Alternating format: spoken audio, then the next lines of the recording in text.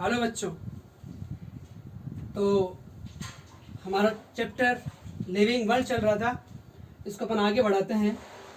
Last class में हमने देखा था कि कौन कौन से कैरेक्टर्स होते हैं लिविंग बींग्स के, लिविंग ऑर्गेनिजम्स के। उसके बाद में अपना नेक्स्ट टॉपिक है diversity in living world. World के अंदर, पूरी दुनिया के अंदर, अर्थ के ऊपर डिफरेंट टाइप्स के बिलियंस ऑफ ऑर्गेनिजम्स पाए जाते हैं, लाखों प्रकार के जीव पाए जाते हैं। इसको अपन बोलते हैं डाइवर्सिटी, विविधता। इसको अपन क्या बोलते हैं? इसको अपन बोलते हैं विविधता। ठीक है। करेंटली अभी लगभग 1.72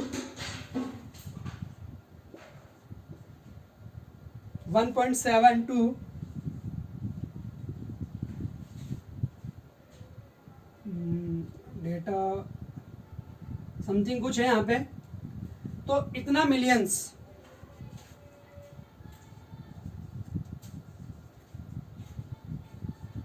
ऑफ लिविंग ऑर्गेनिजम्स पाए जाते हैं।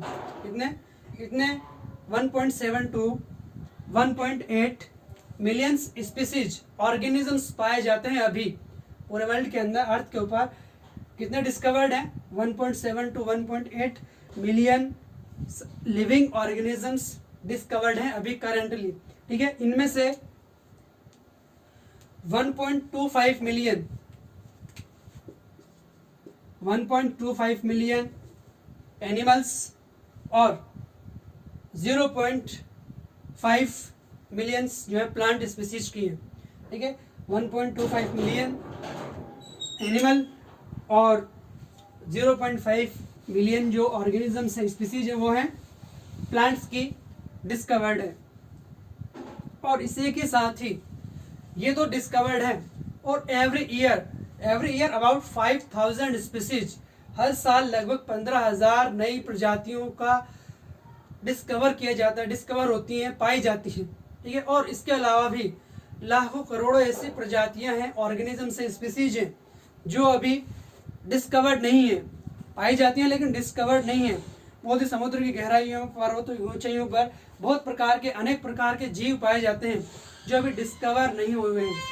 तो इतने प्रकार की वैरायटी पाए जाते हैं, वेरिएशंस पाए जाते हैं लिविंग ऑर्गेनिजम्स के अंदर।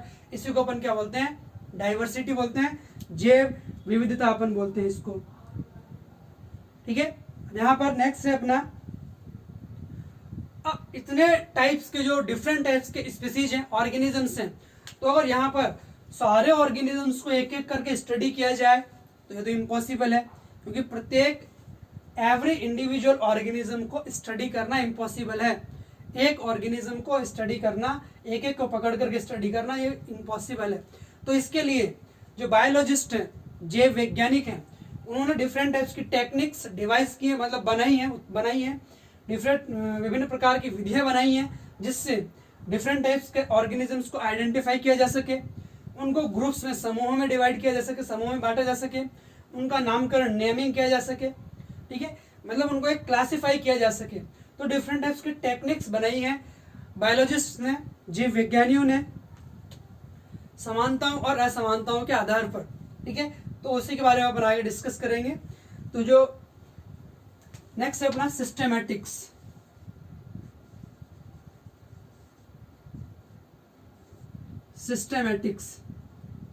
देखो क्या मतलब होता है इसका। कोई भी साइंटिस्ट है, साइंटिस्ट जो स्टडी करता है, वो साइंटिस्ट जो स्टडी करता है क्लासिफिकेशन ऑफ ऑर्गेनिजम्स, मतलब किसी भी ऑर्गेनिज्म के क्लासिफिकेशन की स्टडी करता है। ठीक है। तो उसको अपन बोलते हैं उसको अपन बोलेंगे सिस्टेमेटिस्ट्स। जैसे लिख के बता रहे हैं अपन इसको, सिस्टेमेटिस्ट्स। कोई भी साइंटिस्ट है, स्टडी करता है किसको? क्लासिफिकेशन ऑफ ऑर्गेनिज्म, किसी भी ऑर्गेनिज्म के क्लासिफिकेशन को स्टडी करने वाला साइंटिस्ट वो कहलाएगा सिस्टेमेटिस्ट्स। क्या कहलाएगा? सिस्टेमेटिस्ट। और वो अपने रिलेटेड सब्जेक्ट पे स्टडी कर रहा है, वो क्या कहलाएगा, उसको अपन बोलेंगे सिस्टेमेटिक्स। उसको क्या बोलेंगे अपन, उसको बोलेंगे अपन सिस्टेमेटिक्स। और सिस्टेमेटिक्स जो वर्ड है, यह सिस्टेमेटिक वर्ड बना हुआ है लैटिन वर्ड सिस्टेमा का।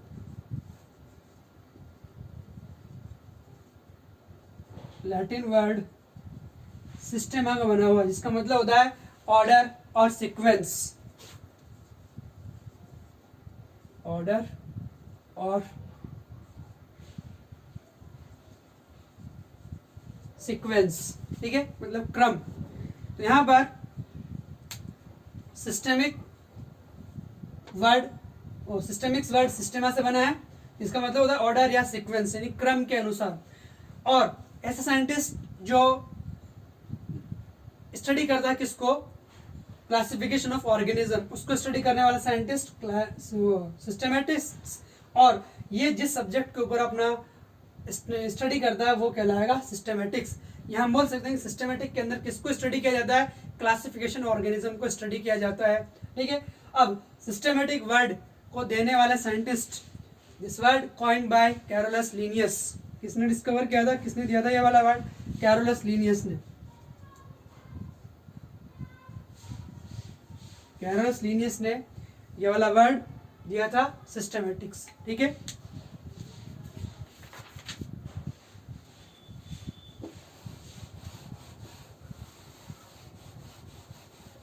अब यहां पर देखो जनरली क्या होता है, हमारे पास में कुछ टर्म है, जैसे एक तो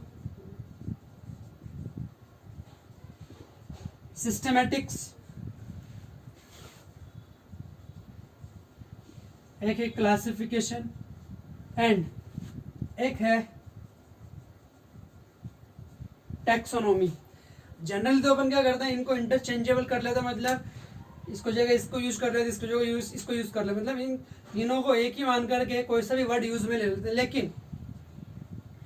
लेकिन टैक्सोनॉमिस्ट्स, मतलब ऐसे साइंटिस्ट टैक्सोनॉमिस्ट क्या करते हैं, इन तीनों को अलग अलग मानते हैं। इन तीनों को क्या करते हैं, इन तीनों को यहाँ पर सेपरेट फील्ड मानते हैं, अलग अलग मानते हैं। अब देखो कैसे कैसे मानते हैं यहाँ पर। सिस्टेमेटिक तो क्या होता है, सिस्टेमेटिक के अंदर अपन किसको स्टडी करते हैं, study of diversity of organisms, जीवों के अंदर पाए जाने वाली विविधताओं को, ऑर्गेनिजम्स के अंदर पाए जाने वाले डाइवर्सिटी को स्टडी करते हैं अपन इस सिस्टेमेटिक के अंदर, ठीक है। और जितने भी ऑर्गेनिजम्स हैं या डाइवर्सिटी हैं, उनको उनका कंपैरेटिवली स्टडी या उनका इवोल्यूशनरी स्टडी, मतलब जो पहले पाए जाने वाले ऑर्गेनिजम्स थे उनके साथ उनका कंपैरिजन करेंगे और उसको रिलेट करेंगे उनके इवोल्यूशन से, इनका उद्विकास, इनका इवोल्यूशन कैसे हुआ है, ठीक है। तो ये सब बेस्ड होते हैं, जो भी अपन ने बताया कि सिस्टेमेटिक्स के अंदर अपन किसको स्टडी करते हैं, study of diversity of organisms, ठीक है, इसको स्टडी करते हैं अपन। या फिर हम इसको कंपैरिजन करेंगे, जो प्रीवियस ऑर्गेनिज्म थे इवोल्यूशन से कंपैरिजन करेंगे उनको, ठीक है। तो यहाँ पर हमारे जो कंपैरिजन के टॉपिक होते हैं वो एनाटॉमी, कि इनका एनाटॉमी कैसा है, दूसरे स्पीसीज का कैसा है, या फिर इनके एनाटॉमी के अंदर इवोल्यूशनरी क्या क्या चेंजेस हुए हैं। इसी के साथ फिजियोलॉजी का कंपैरिजन करेंगे, बायोकेमिस्ट्री और इकोलॉजी। तो ये कुछ पॉइंट्स हैं जिनको लेकर अपन कंपैरिजन कर सकते हैं सिस्टेमेटिक्स के अंदर, ठीक है। अब नेक्स्ट क्लासिफिकेशन की अपन बात करें, एक साइंटिस्ट है सिम्पसन,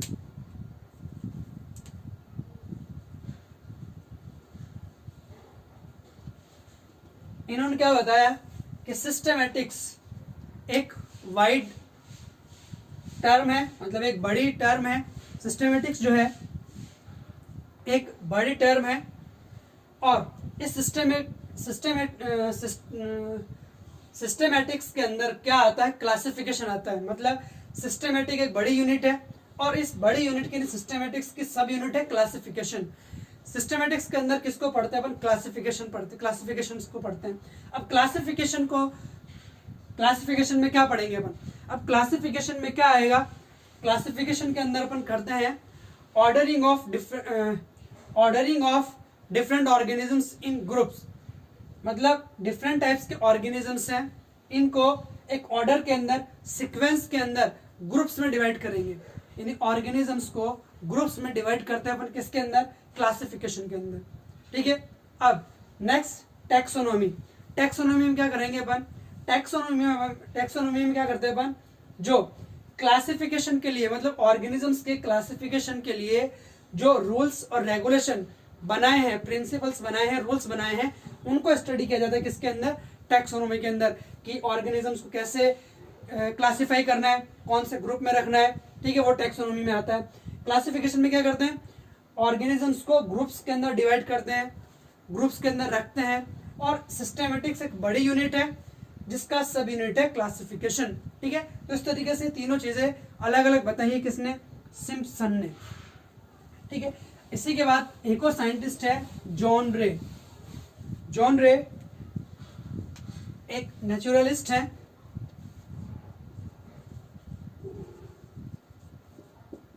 प्रकृति वैज्ञानिक जॉन रे, नेचुरलिस्ट। इन्होंने क्या किया था, स्पीसीज टर्म, प्रजाति जो शब्द है वो किसने दिया था, जॉन रे ने। Species term was coined bye John रे, प्रजाति शब्द का प्रतिपादन किया था जॉन रे ने। और इसी के साथ साथ इन्होंने बताया था कि एक जैसे दिखने वाले, मॉर्फोलॉजिकली मतलब बाह्य आकारिकी में एक जैसे दिखने वाले जीवों को स्पीसीज कहा था इन्होंने, जॉन रे ने। और इसी के साथ इन्होंने जीनस और स्पीसीज को डिफरेंशिएट करने की कोशिश भी की थी। ठीक है, तो ये जॉन रे साइंटिस्ट है जिन्होंने स्पीसीज टर्म दिया था जॉन रे ने।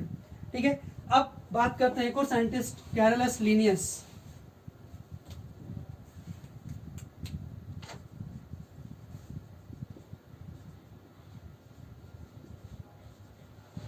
कैरोलस लीनियस, ये याद रखना है अपन को ये वाला नाम, क्योंकि फादर ऑफ टैक्सोनॉमी जो कहा जाता है वो किसको कहा जाता है,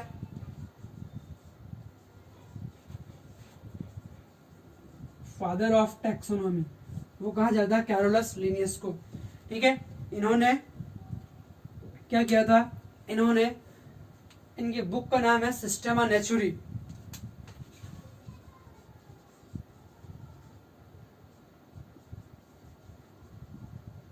सिस्टेमा नेचुरी, इस बुक के ऑथर कौन है, कैरोलस लीनियस।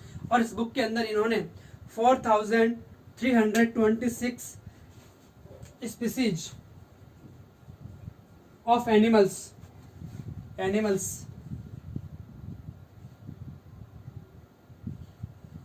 को डिस्क्राइब किया हुआ इस बुक के अंदर। सिस्टेमा नेचुरी में ध्यान रखना, सिस्टेमा नेचुरी किसने लिखी है, कैरोलस लीनियस ने। 4326 स्पीसीज ऑफ एनिमल्स को डिस्क्राइब किया है इस बुक के अंदर। एक और बुक है इनकी, स्पीसीज प्लांटेरम।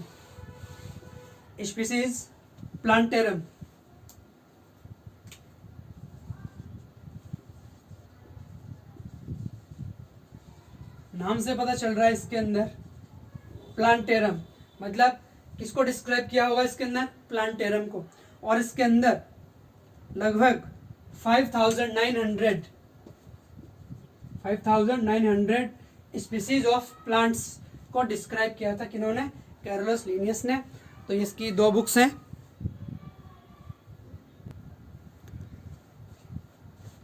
यहाँ पर एक बुक है सिस्टेमा नेचुरी जिसके अंदर एनिमल्स को डिस्क्राइब किया है, दूसरी वाली स्पीसीज प्लांटेरम जिसके अंदर प्लांट स्पीसीज को डिस्क्राइब किया है। और जो इन्होंने जिसको डिस्क्राइब किया है 5900 स्पीसीज को, ये इनको सेक्सुअल कैरेक्टर के बेसिस पर डिस्क्राइब किया था यहाँ पर। ठीक है, इसी के साथ साथ कैरोलस लीनियस ने नोमेनक्लेचर के लिए एक सिस्टम बनाया था जिसको अपन बोलते हैं बायनोमियल सिस्टम या बायनोमियल नोमेनक्लेचर। वो भी किसने दिया था, कैरोलस लीनियस ने, बायनोमियल नोमेनक्लेचर। इसके बाद में एक और टर्म है हमारे पास में, क्लैडिस्टिक्स।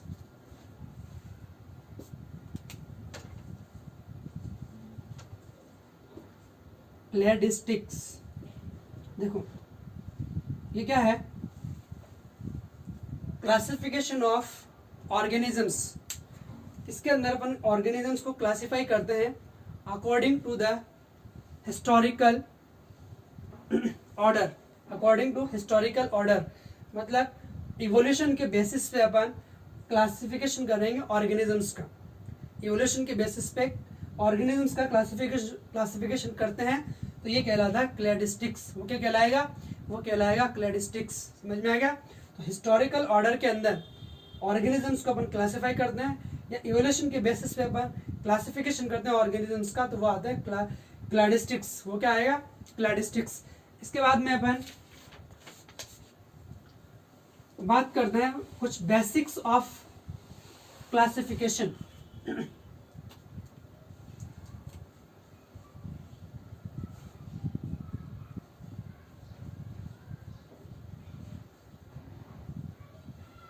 बेसिक्स ऑफ क्लासिफिकेशन, ठीक है। क्लासिफिकेशन के कुछ बेसिक्स क्या क्या है? देखो, क्लासिफिकेशन का मतलब, क्लासिफिकेशन मीन्स ऑर्गेनिजम्स को एक ऑर्डर के अंदर, सीक्वेंस के अंदर ग्रुप्स में बांटना। क्या करना? ग्रुप्स में बांटना। Order of organisms into groups, animals को या ऑर्गेनिजम्स को ग्रुप्स में डिवाइड करना, ठीक है, वो भी एक सीक्वेंसली ऑर्डर के अंदर। ऑर्गेनिजम्स को ग्रुप के अंदर बांटना, ग्रुप में डिवाइड करना, वो कहलाता है क्लासिफिकेशन। और जो नेक्स्ट जो टर्मिनोलॉजी अपन ने पढ़ी थी, टैक्सोनॉमी। टैक्सोनॉमी का मतलब क्या होता है कि ऐसे प्रिंसिपल एंड रूल्स का स्टडी करना, यानी study of principle and rules जो ऑर्गेनिजम्स को क्लासिफाई करने में हेल्प करते हैं। उन रूल्स और प्रिंसिपल्स की स्टडी को अपन बोलते हैं टैक्सोनॉमी। क्या बोलते हैं उसको अपन? उसको अपन बोलते हैं taxonomy.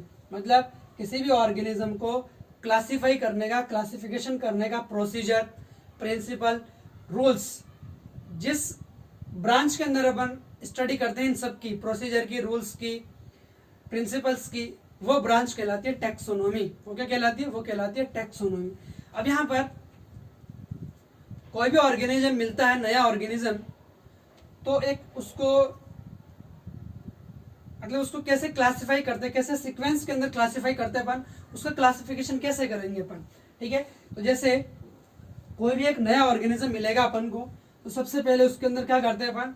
Characterisation and identification. Characterisation and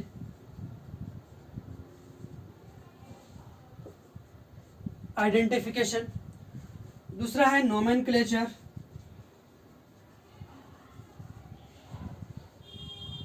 फिर तीसरा है क्लासिफिकेशन।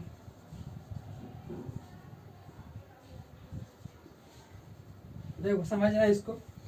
कोई भी नया ऑर्गेनिज्म मिल गया, मान लो हम सब बायो के स्टूडेंट हैं, तो मान लो कोई ऑर्गेनिज्म मिल गया, तो हम उसको उसका क्लासिफिकेशन कैसे करेंगे? सबसे पहले क्या करेंगे अपन? Characterisation and identification. सबसे पहले तो हम उसको देखेंगे ऑर्गेनिज्म को कि ये जो ऑर्गेनिज्म है इसके कैरेक्टर्स क्या हैं, इसके कैरेक्टर्स क्या हैं। जैसे अपन जो हमारे पहले वाले ऑर्गेनिज्म है उसको अपन उसका कंपैरिजन करेंगे। क्या करेंगे? उसका कंपैरिजन करेंगे, उससे सिमिलरिटीज देखेंगे, डिससिमिलरिटीज देखेंगे, डिफरेंशिएट देखेंगे, डिफरेंशिएशन करेंगे। मतलब यह है कि जैसे कुछ टैक्सोनॉमिकल एड्स अपन आगे पढ़ेंगे। टैक्सोनॉमिक एड ये क्या होते हैं? ये इनसे अपन क्या करेंगे, जो प्रीवियस ऑर्गेनिज्म यानी पहले जिनकी डिस्कवरी हो चुकी है उन ऑर्गेनिजम्स को अपन जो नया ऑर्गेनिज्म उससे कंपैरिजन करेंगे कि कौन कौन से कैरेक्टर्स किस ऑर्गेनिज्म के सिमिलर है और क्या डिफरेंस है।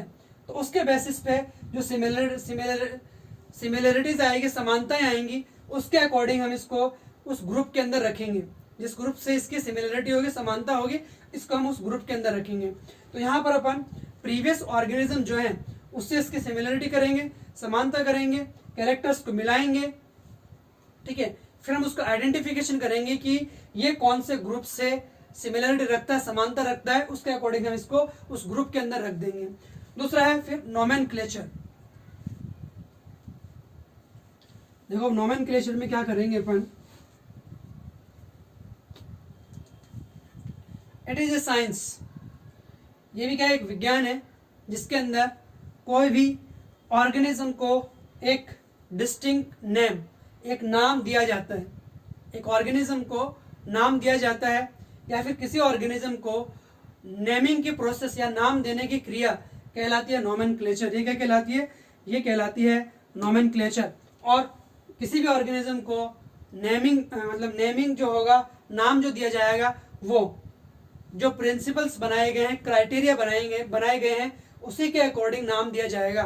ठीक है, तो प्रिंसिपल्स और क्राइटेरिया के अकॉर्डिंग किसी ऑर्गेनिज्म के नेमिंग की प्रोसेस, नाम देने की क्रिया, ये कहलाती है नोमेनक्लेचर कहलाती है, या नामकरण कहलाता है ये।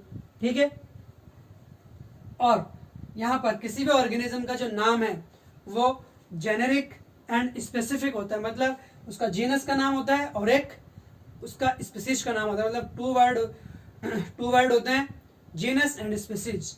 ठीक है, और डिटेल में देखते हैं हम इसको नोमेनक्लेचर को।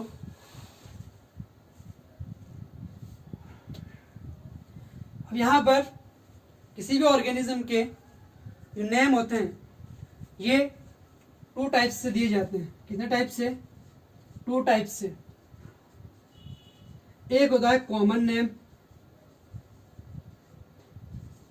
दूसरा होता है साइंटिफिक नेम। देखो कॉमन नेम, जैसे कॉमन नेम, अच्छा हम किसी भी ऑर्गेनिज्म का नाम साइंटिफिक ही क्यों रखते हैं अपन? कॉमन नेम भी तो रख सकते हैं अपन। ठीक है, देखो कॉमन नेम क्या होता है और कॉमन नेम क्यों नहीं रख सकते हैं अपन। ठीक है, तो कॉमन नेम को अपन बोलते हैं वर्नाकुलर नेम। सामान्य नाम या कोई भी जो क्षेत्रीय लैंग्वेज होती है, क्षेत्रीय भाषा या मातृभाषा, उस भाषा के अंदर जो नाम होता है किसी ऑर्गेनिज्म का, वो कहलाता है कॉमन नेम या वर्नाकुलर नेम। सामान्य नाम या मातृभाषा में लोकल लैंग्वेज के अंदर जो नाम होता है वो कहलाता है कॉमन नेम या वर्नाकुलर नेम। ठीक है, और क्या कैसा होता है ये लोकल नेम होता है। क्या होता है? Local name.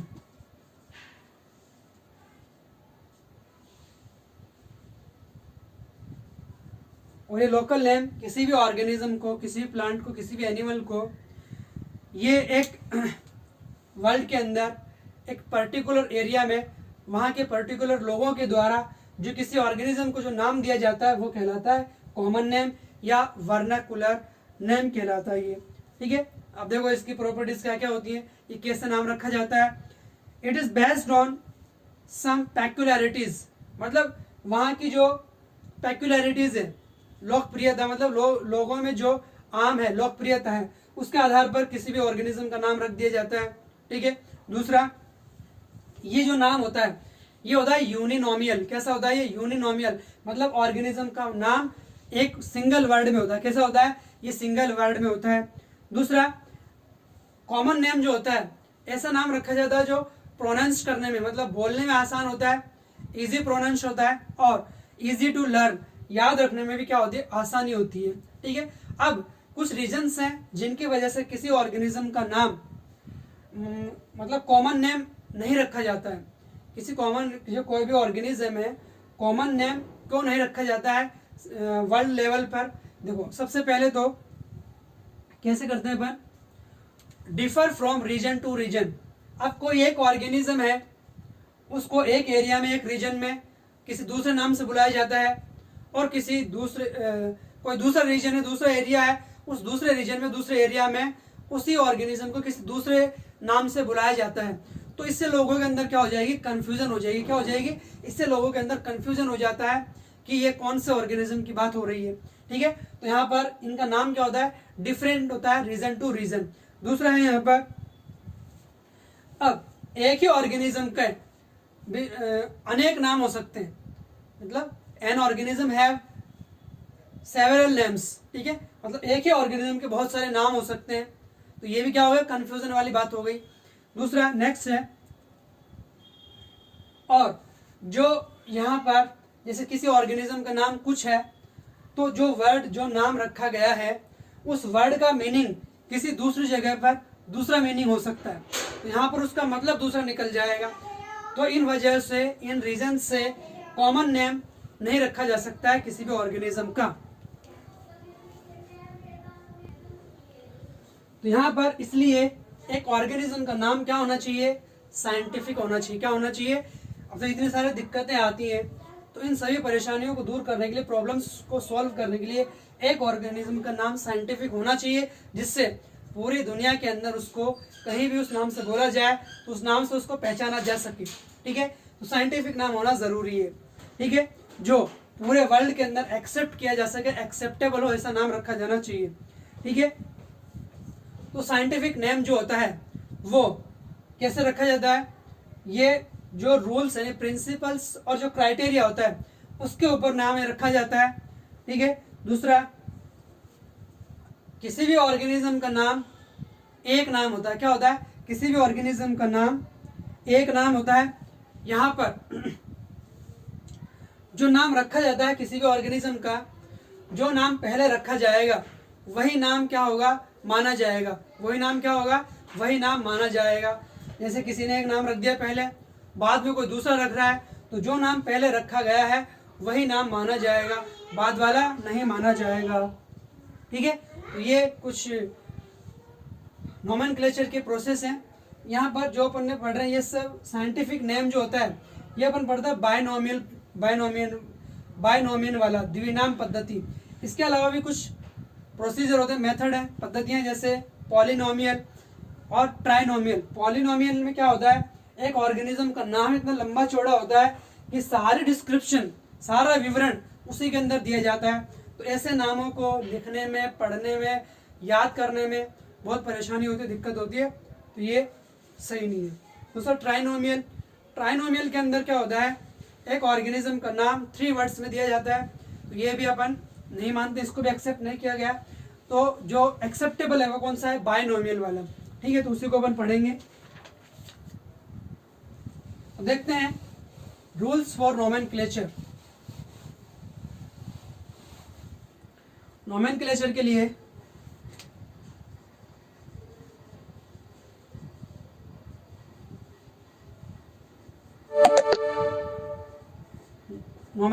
लिए रूल्स कौन कौन से, सबसे पहले किसी भी ऑर्गेनिज्म का नाम लैटिन लैंग्वेज में होना चाहिए। किस में होना चाहिए, लैटिन में होना चाहिए। किस में होना चाहिए, लैटिन में होना चाहिए। ठीक है, और लिखेंगे कैसे इसको, इटैलिक्स में, रिटन इन इटैलिक्स। ठीक है, इटैलिक फॉन्ट्स जो होते हैं अपन देखते हैं उस फॉन्ट में लिखा हुआ होना चाहिए। दूसरा, अगर किसी ऑर्गेनिज्म का नाम लैटिन में नहीं है तो उसको लैटिनाइज किया जाना चाहिए।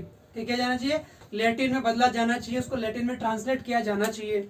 नेक्स्ट है, जो बायनोमियल नोमेनक्लेचर है, द्विनाम पद्धति है, उसके अकॉर्डिंग किसी भी ऑर्गेनिज्म का नाम 2 वर्ड्स में होना चाहिए। कितने वर्ड्स में, 2 वर्ड्स में होना चाहिए। जीनस एंड स्पीसीज 2 वर्ड्स में होना चाहिए। ठीक है, फर्स्ट वर्ड जीनस, दूसरा स्पीसीज का। तो जीनस जो वर्ड है, जीनस का फर्स्ट लेटर, जीनस जो वर्ड है, जीनस का फर्स्ट लेटर कैपिटल होना चाहिए, और बाकी के सारे स्पीसीज भी, स्पीसीज के भी क्या होने चाहिए, लेटर्स स्मॉल होने चाहिए। क्या होना चाहिए, स्मॉल लेटर्स में होने चाहिए। ठीक है, इसके बाद में नेक्स्ट है अपना, अगर किसी ऑर्गेनिज्म का नाम हाथ से लिखा जाता है तो उनको जीनस को सेपरेट अंडरलाइन करना चाहिए और स्पीसीज को सेपरेट अंडरलाइन करना चाहिए। क्या करना चाहिए, सेपरेटली उनको अंडरलाइन करना चाहिए। अगर साइंटिस्ट का नाम है उसके साथ दिया हुआ है तो उसको भी अपन जीनस, स्पीसीज और लास्ट में साइंटिस्ट का नाम भी अपन लिख सकते हैं। ठीक है, इन दोनों के बाद में नेक्स्ट है कि जो बायनोमियल नोमेनक्लेचर है उसके अकॉर्डिंग मैक्सिमम वर्ड्स 3 वर्ड्स से लेकर 12 वर्ड्स तक 3 to 12 अल्फाबेट्स तक यूज कर सकते हैं अपन। बहुत लंबा चौड़ा नाम नहीं होना चाहिए जिसको प्रोनाउंस करने में, याद करने में बहुत दिक्कत हो, ऐसा नाम नहीं होना चाहिए। 3 अल्फ़ाबेट से लेकर 12 अल्फ़ाबेट तक यूज कर सकते हैं अपन किसी भी ऑर्गेनिज्म के नोमेनक्लेचर में, ठीक है। इसी के साथ अगर 2 वर्ड को ज्वाइन करना है तो यहाँ पर अपन हाइफन 2 वर्ड को ज्वाइन करना है तो हाइफन का यूज करेंगे। हाइफन होता है डैश, ठीक है, हाइफन का यूज करेंगे। जैसे हमारे पास में एक है हिबिस्कस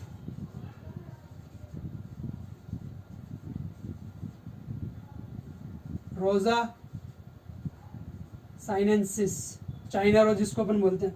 तो यहाँ पर रोजा और साइनेंसिस को जोड़ने के लिए, ज्वाइन करने के लिए क्या हाइफन डैश का यूज किया है अपन ने, ठीक है। तो ये भी नोमेनक्लेचर के अंदर रूल्स में आता है, हाइफन का यूज कर सकते हैं अपन, ठीक है। यहाँ पर प्रिंसिपल्स ऑफ प्रायोरिटी मतलब जिसका नाम, जो नाम पहले रखा गया है वही नाम मान्य होगा, बाद में रखा जाने वाला नाम नहीं माना जाएगा, ठीक है। तो ये कुछ रूल्स हैं नोमेनक्लेचर से रिलेटेड, ठीक है। यहाँ तक अपन ने पढ़ा आज diversity, classification, taxonomy, systematics, nomenclature, ये सब अपन ने पढ़ा, ठीक है। इसी को अपन आगे नेक्स्ट क्लास में कंटिन्यू करेंगे। Thank you.